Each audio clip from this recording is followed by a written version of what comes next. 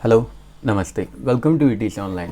आज हम लोग पढ़ने वाले हैं क्लास 11th एनसीईआरटी की बुक का chapter number 1 the portrait of a lady. देखिए, ये जो चैप्टर है ये क्लास 12th आरबीएसई में भी है। सो चलिए हम लोग चैप्टर का स्टार्ट करते हैं लाइन बाय लाइन एक्सप्लेनेशन।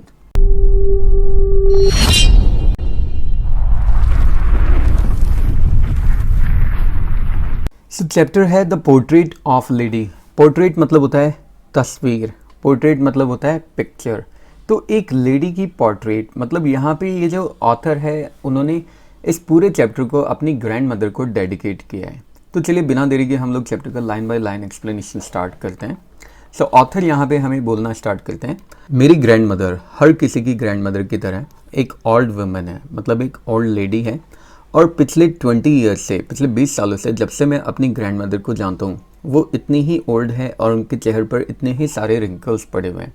लोग बोलते थे कि कभी किसी ज़माने में वो यंग थी, मतलब जवान थी और सुंदर भी थी, और उनके पास एक हस्बैंड भी था, उनका एक हस्बैंड भी था।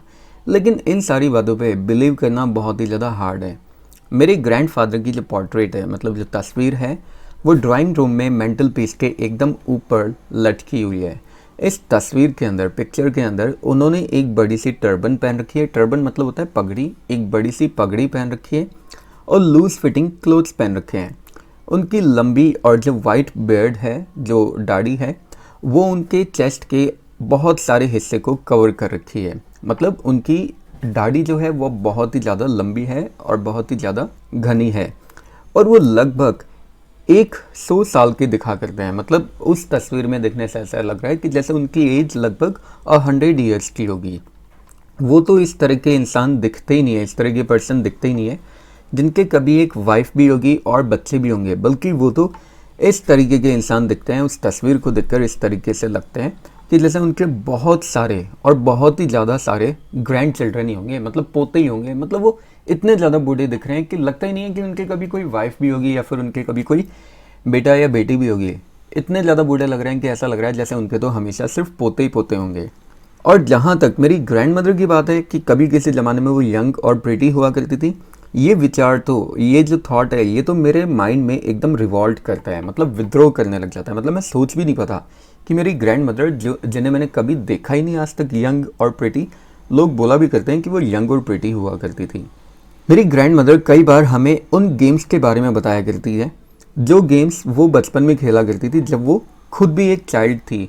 और ये सारी बातें हमें एकदम बकवास लगती है। एब्सर्ड मतलब होता है बकवास, एकदम बकवास लगती है और उनके पार्ट पे एकदम अनडिग्निफाइड लगती है। अनडिग्निफाइड मतलब बेइज्जत करने वाली। मतलब जब वो हमें बताती है कि जब वो छोटी बच्ची थी तो वो हमेशा गेम्स खेला करती थी, तो ये सारी बातें हमें एकदम बकवास से लगती है और अनडिग्निफाइड लगती है उनके पार्ट पे। और हम इन सारी बातों को इस तरीके से ट्रीट करते हैं कि जैसे कि वो हमें किसी प्रॉफिट की फेबल सुना रही है। प्रॉफिट मतलब होता है जो संत लोग होते हैं, उनकी कहानियाँ सुना रही है। मेरी जो ग्रैंड मदर है, अब इस वाले पैराग्राफ में ग्रैंड मदर की फिजिक के बारे में बताया गया है। मेरी जो ग्रैंड मदर है वो हमेशा से थोड़ी छोटी लेकिन थोड़ी मोटी थी और थोड़ी झुकी हुई थी। मतलब अब ओल्ड एज की वजह से उनकी जो कमर है वो बेंड हो चुकी थी, वो झुक चुकी थी। उनका जो फेस था उस पे क्रिस क्रॉस रिंकल्स थे जो हर जगह फेस पे दिखाई देते थे। मतलब उनके फेस पे हर जगह रिंकल्स दिखाई देते थे, जैसा कि हमें ओल्ड एज में दिखाई देते हैं। नहीं, हम लोग एकदम कन्फर्म्ड हैं कि वो हमेशा से ऐसी ही थी जैसा हम उन्हें जानते हैं। मतलब हमेशा से वो उतनी ही ओल्ड है जितना हम उन्हें जानते हैं। हमें दूसरे लोगों की बातों पे विश्वास ही नहीं होता है। ओल्ड, इतनी भयानक रूप से वो ओल्ड है कि इससे ज़्यादा तो वो और ओल्ड हो ही नहीं सकती, इससे ज़्यादा ओल्डर वो हो ही नहीं सकती। और हमें ऐसा लगता है कि जैसे पिछले 20 ईयर से वो इसी एज पे आके रुक चुकी है। मतलब इससे ज़्यादा ओल्ड कोई हो ही नहीं सकती। जब से 20 ईयर से मैं उन्हें देखता हुआ आ रहा हूँ, इतनी ही ज़्यादा ओल्ड वो मुझे दिखाई दे रही है। वो कभी प्रिटी हो ही नहीं सकती थी, लेकिन ब्यूटीफुल तो हमेशा वो थी। प्रिटी मतलब होता है तन की सुंदरता, मतलब सुंदर, और ब्यूटीफुल मतलब होता है मन की सुंदरता, मतलब मन साफ होना, दिल अच्छा होना। वो पूरे घर में लंगड़ाते हुए चलती थी। हॉबल्ड मतलब होता है लंगड़ाते हुए। वो पूरे घर में लंगड़ाते हुए चला करती थी। एक वाइट कलर की स्पॉटलेस साड़ी वो पहन के रखती थी। स्पॉटलेस मतलब जिसपे किसी तरह का कोई भी दाग धब्बा नहीं होता था, वो साड़ी पहन के रखती थी। उनका एक हाथ हमेशा उनकी कमर के ऊपर रेस्ट कर रहा होता था, मतलब एक हाथ हमेशा उनकी कमर पे होता था ताकि वो अपनी झुकी हुई कमर को बैलेंस कर सके और दूसरे हाथ में मोतियों की माला हुआ करती थी। उनके चांदी जैसे सफ़ेद बालों की जो चोटियां है वो उनके चेहरे के ऊपर बहुत ही गंदे तरीके से बिखरी हुई दिखाई देती थी। उस चेहरे के ऊपर जो चेहरा उनका पेल पड़ चुका था, यानी पीला पड़ चुका था, और जिसपे बहुत ही ज़्यादा झुर्रियाँ पड़ी हुई थी, रिंकल्स पड़े हुए थे, और उनके लिप्स लगातार इनऑडिबल प्रेयर में मूव करते रहते थे। उनके होठ लगातार प्रेयर में मूव करते रहते थे, वो प्रेयर जिन्हें सुना नहीं जा सकता था, मतलब बस अपने होठों से मन ही मन में वो प्रेयर बोला करती थी।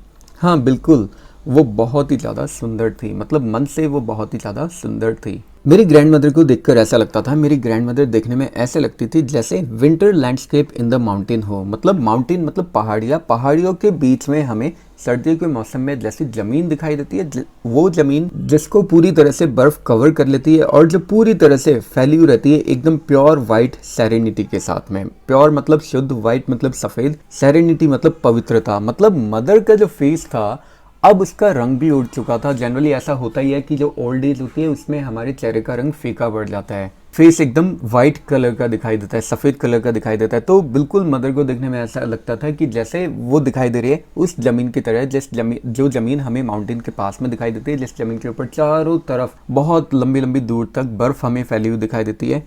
इसी तरह का मदर का हमें फेस दिखाई देता था, जो कि एकदम शांति से और एकदम संतुष्टि के साथ सांस लिया करती थी। पीस मतलब होता है शांति, कंटेनमेंट मतलब होता है संतुष्टि। मेरी ग्रैंडमदर और मैं, हम दोनों बहुत अच्छे फ्रेंड्स थे, बहुत अच्छे दोस्त थे। मेरे पेरेंट्स मुझे अपनी ग्रैंडमदर के साथ में छोड़कर गए थे जब वो शहर में रहने के लिए चले गए थे, और तब से हम दोनों साथ रहते थे। तब से मैं और मेरी ग्रैंडमदर हम दोनों साथ रहा करते थे। ग्रैंडमदर सुबह मुझे उठाती थी मॉर्निंग में और मुझे अपनी स्कूल के लिए रेडी कर दिया करती थी। वो अपनी मॉर्निंग प्रेयर बोला करती थी एक मोनोटोनस सिंग सॉन्ग में, मतलब एकदम उबाऊ लगती थी उनकी मॉर्निंग प्रेयर मुझे।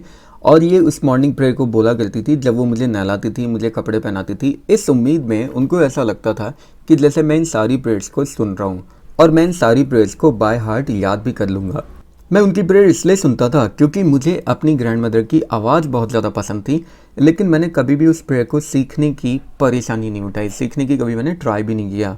उसके बाद ग्रैंडमदर मेरी वुडन स्लेट लेकर आती थी। वो वुडन स्लेट जिसे ग्रैंडमदर ने ऑलरेडी धोकर और येलो चॉक से प्लास्टर करके रख दिया था, मतलब येलो चॉक उसके ऊपर पोत कर रख दिया था।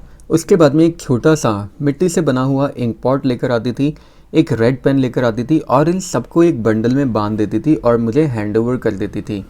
ब्रेकफास्ट के बाद में, ब्रेकफास्ट में हम लोग एक मोटी लेकिन बासी चपाती लेते थे। स्टेल मतलब होता है बासी। इसके ऊपर थोड़ा सा बटर और शुगर लगा हुआ होता था और फिर हम लोग स्कूल चले जाते थे। मेरी ग्रैंडमदर मेरे साथ स्कूल जब जाती थी तो अपने साथ में कुछ बासी चपाती लेकर जाती थी, रोटियां लेकर जाती थी गांव के डॉग्स के लिए, गांव के कुत्तों के लिए। मेरी ग्रैंडमदर हमेशा मेरे साथ स्कूल जाती थी क्योंकि जो स्कूल था वो टेंपल से बिल्कुल अटैच्ड था, मतलब टेंपल से बिल्कुल पास में था, लगा हुआ था। जो प्रीस्ट था, मतलब जो पंडित जी थे, वो हमें अल्फ़ाबेट पढ़ाते थे और मॉर्निंग प्रेयर पढ़ाते थे। और उसके बाद जब बच्चे जो वरांडा में बैठकर अल्फ़ाबेट्स पढ़ते थे, वरांडा में दोनों रोज़ में बैठे रहते थे, जब वो अल्फ़ाबेट्स पढ़ते रहते थे और प्रेयर बोला करते थे एक कोरस में, मतलब एक लय ताल में, उसी समय मेरी ग्रैंडमदर अंदर बैठी रहती थी, मतलब मंदिर के अंदर बैठी रहती थी और वहाँ पे बैठकर स्क्रिप्चर्स पढ़ा करती थी। स्क्रिप्चर्स मतलब होता है धर्म ग्रंथों को पढ़ा करती थी।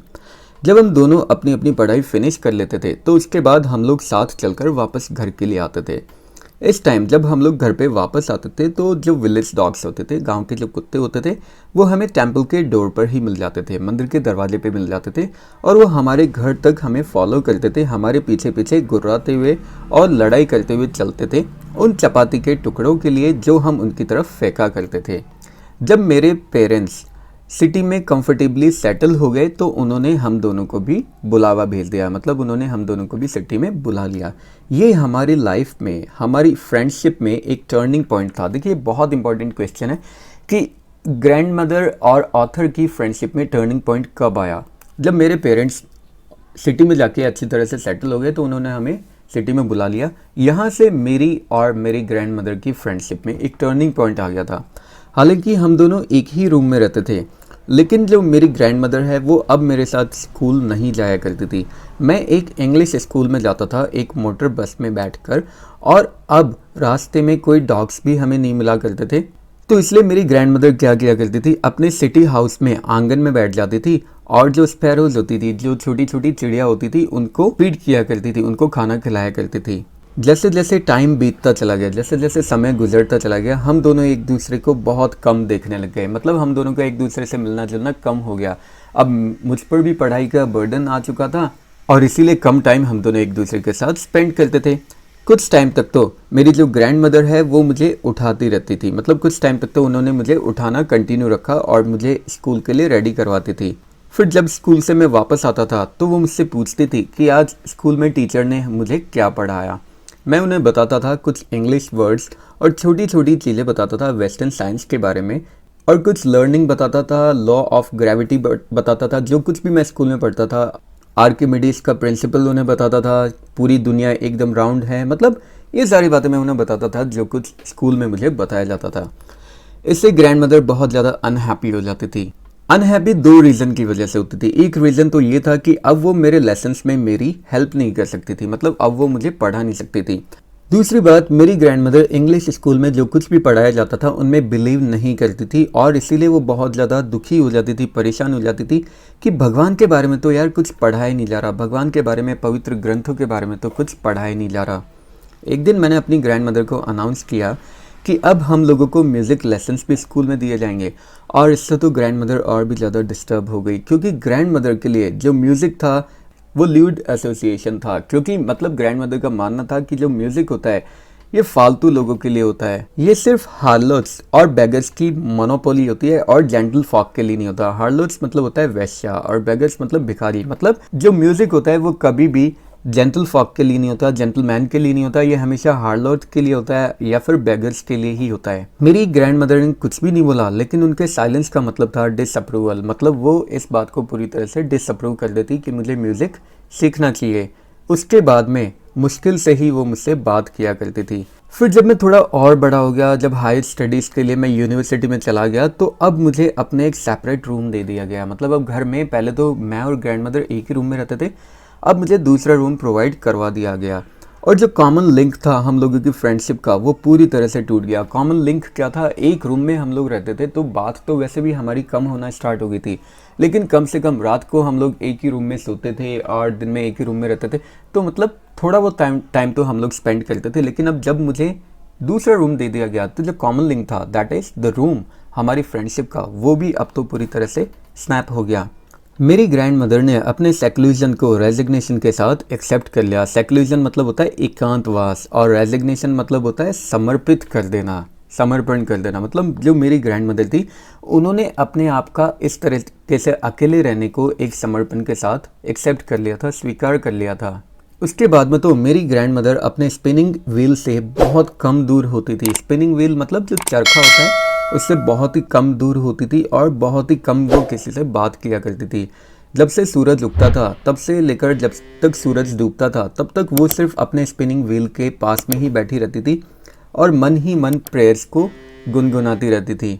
आफ्टरनून में सिर्फ वो थोड़ी देर रिलैक्स करती थी, और वो भी उन स्पैरोज को फीड करवाने के लिए, चिड़िया को खाना खिलाने के लिए। जब मेरी ग्रैंड मदर वरांडा में बैठकर ब्रेड यानी रोटियों के छोटे छोटे टुकड़े किया करती थी, उसी समय बहुत सारी छोटी छोटी बर्ड्स, मतलब हंड्रेड्स के आसपास छोटी छोटी बर्ड्स उनके आसपास कलेक्ट हो जाती थी, उनके आसपास आ जाया करती थी, और एक बहुत ही शानदार शोर शराबा किया करती थी चर्पिंग्स का, यानी चिड़ियाओं की जैसी आवाज़ होती है, चहचहाट की आवाज़ किया करती थी।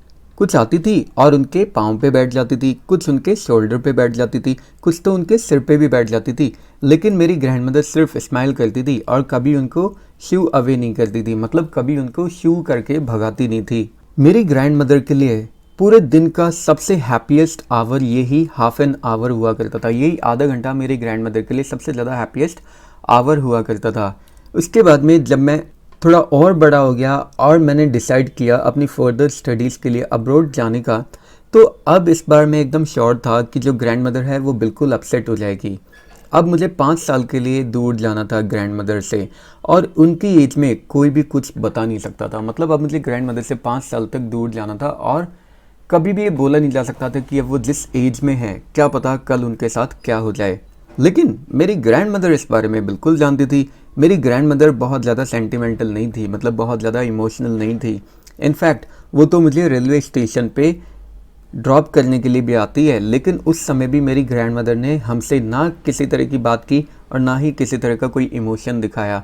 उनके लिप्स अभी भी प्रेयर में ही मूव कर रहे थे, मतलब अभी भी वो अपने होठों से सिर्फ वही मन ही मन वही प्रार्थना ही बोल रही थी। उनका माइंड पूरी तरह से प्रेयर में लॉस्ट था, पूरी तरह से प्रार्थना में लॉस्ट था, और अपनी फिंगर से अभी भी वो अपनी मोतियों की माला को जप रही थी। टेलिंग मतलब होता है जपना। एकदम साइलेंटली वो मेरे फॉरहेड को किस करती है। फॉरहेड मतलब होता है माथा। वो मेरे माथे को किस करती है, और उसके बाद जब मैं वहाँ से गया तो मैंने वो जो मॉइस्ट इम्प्रिंट था, मॉइस्ट इम्प्रिंट मतलब जब उन्होंने मेरे फॉरहेड को किस किया तो जो मॉइस्ट इम्प्रिंट था जो मेरे फॉरहेड पे लगा था, इसको मैं अपने मन में पूरी तरह से संजो के रख रखा था कि शायद ये हमारी बीच में फिजिकल कांटेक्ट का कोई लास्ट साइन हो। मतलब शायद हो सकता है कि अगली बार 5 साल बाद में जब मैं आऊँ तो मुझे मेरी ग्रैंडमदर देखने को ही ना मिले। लेकिन ऐसा बिल्कुल भी नहीं था। 5 इयर्स बाद में जब मैं वापस अपने होम पे आता हूँ, वापस अपने घर पे आता हूँ, तो मैं अपनी ग्रैंडमदर से मिला स्टेशन पे ही। मतलब स्टेशन पे ही मुझे ग्रैंडमदर रिसीव करने के लिए भी आई थी। ग्रैंडमदर आज भी दिखने में एक भी दिन ओल्डर नहीं दिख रही थी, मतलब दिखने में एक भी दिन बूढ़ी नहीं दिख रही थी अभी भी। लेकिन ग्रैंडमदर के पास बिल्कुल भी टाइम नहीं था कुछ भी शब्द बोलने के लिए। और जब ग्रैंडमदर ने मुझे गले लगाया, जब मुझे उन्होंने हग किया अपने बाजुओं में, अपने आर्म्स में, तो अभी भी मैं सुन सकता था कि जो ग्रैंडमदर है वो अपनी प्रेयर्स को रिसाइट कर रही है, अपने मन ही मन में वो प्रार्थना बुदबुदा रही है, प्रार्थना बोल रही है। यहाँ तक कि जब मैं वापस आया था उस दिन भी उनका जो हैप्पीएस्ट मोमेंट था वो भी उन स्पैरोज के साथ में था जिन्हें अभी तक भी वो खिलाया करती थी, उसी फ्रिवुलस रिब्यूक्स के साथ। फ्रिवुलस मतलब होता है बेकार और रिब्यूक मतलब होता है बड़े प्यार से किसी को डांटना। इवनिंग में उनके ऊपर एक चेंज आता है, उनके अंदर एक बदलाव आता है। अभी उन्होंने प्रे नहीं किया, अभी वो प्रार्थना नहीं कर रही थी। इनफैक्ट उन्होंने क्या किया, आस पड़ोस की जितनी भी वुमेन थी, आस पड़ोस की जितनी भी औरतें थी, उन सबको उन्होंने कलेक्ट किया, एक पुराना ड्रम लेकर आ गई और गाने बजाने लग गई। कई आवर्स तक वो उस ड्रम को बजाती रही थी। वो ड्रम जिसकी स्किन एकदम ढीली ढाली पड़ चुकी थी, डायलेपिडेटेड मतलब होता है एकदम खराब हालत में, और इस तरीके से गाना गा रही थी कि जैसे पुराने ज़माने में जब वॉरियर्स घर पे आते थे, जब योद्धा लोग घर पे आते थे तो जिस तरीके से बजाया जाता था, गाया जाता था। हम लोगों को दादी माँ को मनाना पड़ा कि अब वो रुक जाए, जिससे उनके ऊपर ज़्यादा दबाव ना पड़े, ओवर स्ट्रेन ना हो। ये पहला ऐसा टाइम था जब हम लोगों ने दादी माँ को देखा था कि उन्होंने प्रे नहीं किया था, कि उन्होंने प्रार्थना नहीं करी थी। अगले दिन दादी माँ बीमार पड़ गए। अगले दिन मेरी ग्रैंडमदर बीमार पड़ जाती है। ये एक हल्का सा फीवर था और डॉक्टर ने हमें बताया कि ये फीवर भी चला जाएगा, लेकिन मेरी ग्रैंडमदर का कुछ और ही सोचना था। ग्रैंडमदर ने हमें बताया कि अब उनका एंड एकदम नियर आ चुका है। उन्होंने कहा कि क्योंकि उन्होंने अपनी लाइफ का लास्ट चैप्टर एंड होने से कुछ समय पहले ही प्रार्थना करना उन्होंने छोड़ दिया था, इसलिए अब वो हमसे बात करके ज़्यादा टाइम वेस्ट नहीं करना चाहेगी। मतलब क्योंकि हुआ क्या था कि जब ये ऑथर घर पे आया था तो ग्रैंडमदर ने प्रार्थना करना छोड़ दिया था, गाना बजाने लग गई थी, तो उन्होंने कहा क्योंकि मैं ऑलरेडी अपना टाइम वेस्ट कर चुकी हूँ, मेरी लाइफ का जो लास्ट चैप्टर था वो एंड होने से पहले ही जब मैंने प्रार्थना करना छोड़ दिया, तो अब मैं तुम लोगों के साथ बात करके अपना टाइम वेस्ट नहीं करना चाहूँगी। इनफैक्ट मैं तो सिर्फ प्रार्थना ही करना चाहूँगी। हमने ग्रैंडमदर की इस बात का विरोध किया, प्रोटेस्ट किया, लेकिन उन्होंने हमारे प्रोटेस्ट को इग्नोर कर दिया। वो एकदम शांति से लेटी रही और अभी भी वो सिर्फ अपनी माला को ही जप रही थी, मतलब राम नाम ही जप रही थी। इससे पहले कि हमें किसी भी बात का थोड़ा सा भी शक होता, उनके लिप्स मूव करना स्टॉप कर जाते हैं, यानी उनके होठ हिलना बंद हो जाते हैं, और जो माला थी वो उनके लाइफलेस फिंगर से नीचे गिर जाती है। उनकी जीवन रहित उंगलियों से माला नीचे गिर जाती है।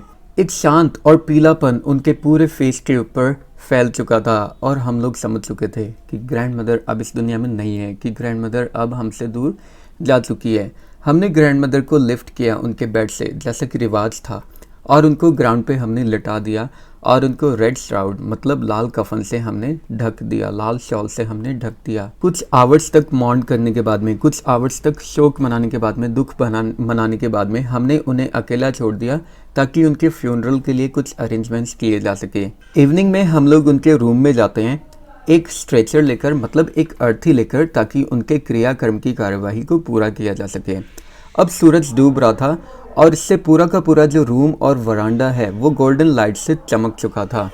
हम आंगन में ही हाफ वे में रुक जाते हैं, मतलब आंगन में जब हम ग्रैंड मदर को लेकर जा रहे थे तो आंगन में हम लोग आधे रास्ते में रुक जाते हैं, क्योंकि पूरे के पूरे वरांडा के अंदर और उस रूम के अंदर जहाँ पे ग्रैंड मदर अभी भी मरी हुई लेटी हुई थी, लाल कलर के कफन से ढकी हुई थी, वहाँ पे थाउजेंड्स की मात्रा में, मतलब हजारों की जनसंख्या में स्पैरोज वहाँ पे कलेक्ट हो चुकी थी, फ्लोर पे आके बैठ चुकी थी। लेकिन आज सबसे अजीब बात थी, आज जो चिड़िया है वो बिल्कुल भी चहचहा नहीं रही थी। हमें उन बर्ड्स के लिए बहुत ज़्यादा दुख हो रहा था और मेरी मदर अंदर जाती है और कुछ रोटी के टुकड़े लेकर आती है उन बर्ड्स के लिए।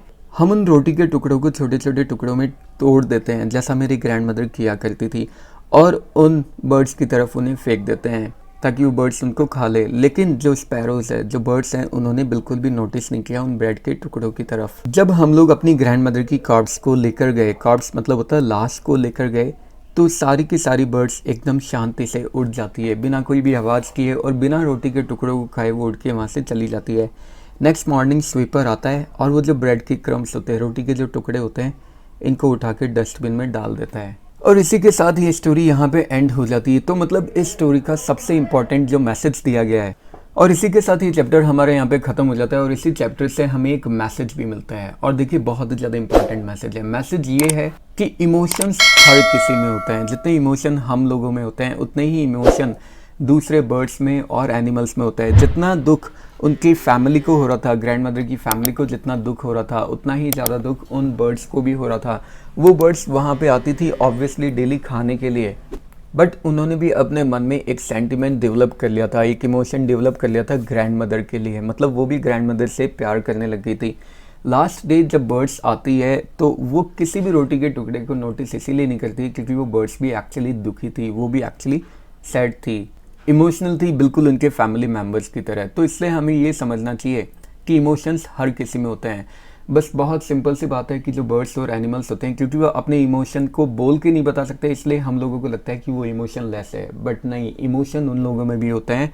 उन लोगों को भी पेन होता है, उन लोगों को भी दुख होता है, उन लोगों को भी दर्द होता है, लेकिन बस क्योंकि वो हमें बोल के नहीं बता सकते इसलिए हम लोग उसे फील नहीं कर पाते। और इसी के साथ ही इंटरेस्टिंग चैप्टर यहाँ पे एंड हो जाता है। आई होप इस चैप्टर का लाइन बाय लाइन एक्सप्लेनेशन आप लोगों को अच्छा लगा होगा। अगर चैप्टर अच्छा लगा तो इसी तरह के और मज़ेदार और इंटरेस्टिंग वीडियोस के लिए बने रहिए टीसी ऑनलाइन के साथ। नेक्स्ट वीडियोस तक के लिए have a good day, take care, bye bye, जय हिंद, जय भारत, राधे राधे।